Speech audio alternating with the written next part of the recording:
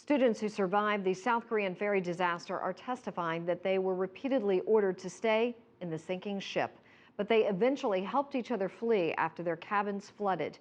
Eugene Jung has more from South Korea on the first day of testimony.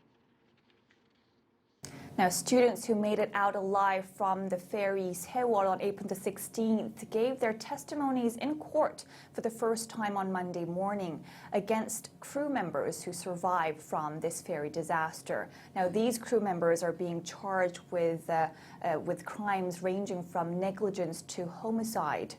Now, on April the 16th, more than 300 people, more than 300 passengers were killed in what South Korea calls their worst maritime disaster in 20 years. Most of these people were from the same high school.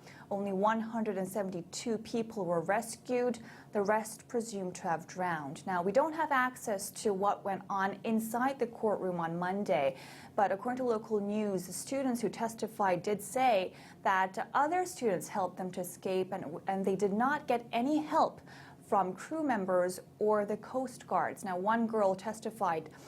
She said the exit filled up with water as she was the last one to jump out. So a dozen or so of her friends who were right behind her never made it out. And another girl also said, according to local news, that she told the Coast Guards after she got out there were still more people trapped inside, but the Coast Guards did nothing but only looked towards that direction. Now, the court is doing everything possible to protect these children.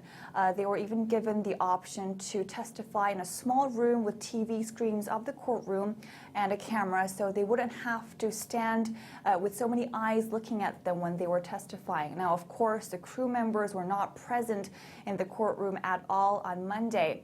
But according to local news, these children, most of them were brave enough to stand inside the courtroom to give their testimonies under one condition, that they could stand or sit rather next to their good friend and hold hands with them while they testified.